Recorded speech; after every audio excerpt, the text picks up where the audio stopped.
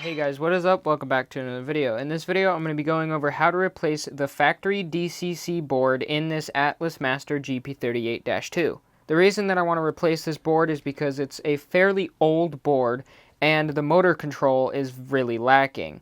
I'm going to be replacing it with a Soundtrax mobile decoder. You can pick these up at the link in the description for around $25. These decoders are very easy to install and they just snap into place basically where the old board was. Since this install is fairly simple, you're just going to need the decoder, a locomotive cradle, a couple of screwdrivers, both Phillips and regular, tweezers, solder, and a soldering iron. I also will be replacing the couplers on this locomotive since I prefer KD number 5 couplers. Let's start with the disassembly process. While I'm making this particular video on only the Atlas Master GP38 from particularly the older runs, you can apply this same basic principle to almost any locomotive, as long as it has a circuit board on top of the motor that you can easily uninstall and replace. Some locomotives, especially older Athearn locomotives, do not have one of these, and the process to convert one of those locomotives to DCC is much more complicated and much more involved. For these Atlas locomotives, you have to remove the coupler boxes on both ends, and then there's clips underneath the fuel tank and underneath each truck in order to lift the shell off. This is the only Atlas locomotive that I have where you actually have to unclip the shell from the frame before you can remove it. Most Atlas locomotives, you just have to take the coupler boxes off, and then the shell will just lift right off. Now we can see this old decoder board that I want to remove.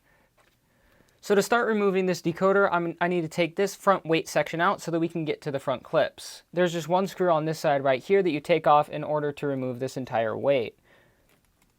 But be careful when removing it because your headlight is glued into this weight and you don't want to break your wires.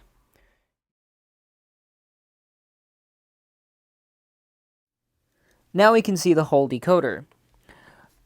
What you're going to want to start with is just pressing on all of these little black clips. These black clips are just from the factory that hold the wires into place.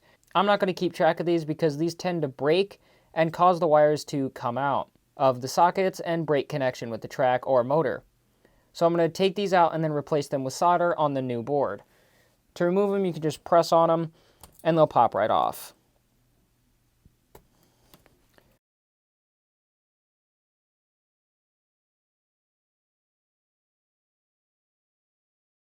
Alright, now that all the wires are disconnected, there are two clips on the top of the motor that hold the board into place.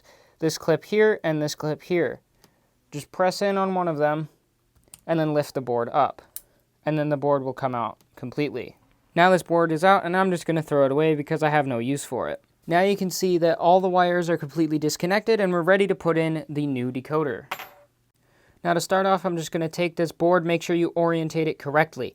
So remember, it'll say HL here and BL but right here. So this is for the back and this is for the front. And then just clip it into place onto those old posts on top of the motor.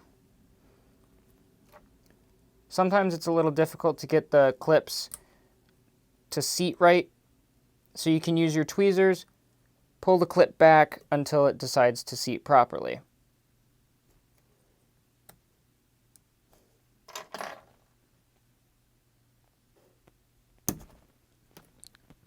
And now that's in. Now that we're to this point, I'm going to go through and tin all of the connections that we're going to use. These two I'm not going to use because I don't have ditch lights in this locomotive, but all of the other ones are going to be used. So I'm just going to put a little bit of solder on them to make sure that it's a little bit easier when I go to actually solder the wires on.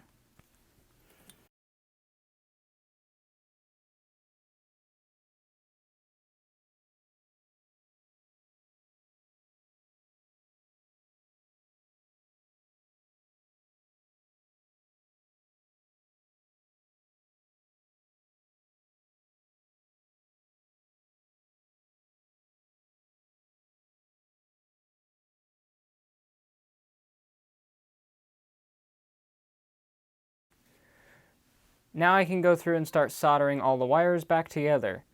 I'm going to start with the front of the locomotive and then work my way back. For the track feeder wires, they go on the outside contacts.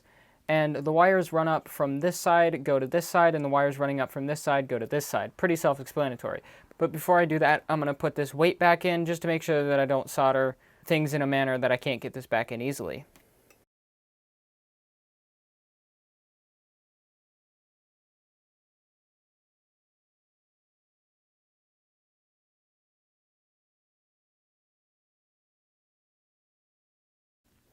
Alright, now that one's done. Now this is where you're going to want to pay attention. You're going to want to make sure that your red wire goes to the positive contact and your black wire goes to the negative contact. For this particular board, the negative is marked by the HL and BL. If you wire your lights backwards, nothing bad is going to happen with this particular board. They just won't operate. So if your lights aren't working and you have the proper resistors installed and you're using the right locomotive address, then try switching the wires around and see if that fixes it.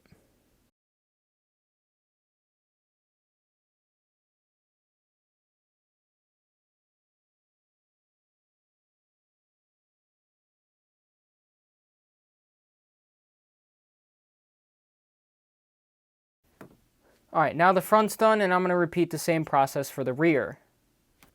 Now that all the wiring is done, I'm going to quickly take it down to the layout, make sure it operates properly, forward, reverse, make sure that all the lights function properly, make sure that it runs correctly, and then I can put it back together. Alright, I tested the locomotive and everything appears to be operating correctly. Now I can tidy up some of this wiring, make it look nice again, and then put the shell back on.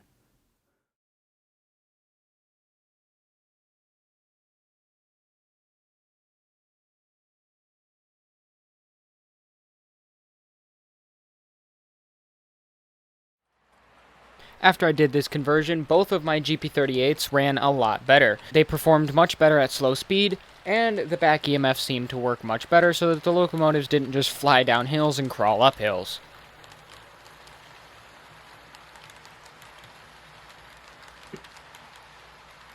Thank you guys very much for watching this video. Be sure to like and subscribe, and I'll see you in the next video.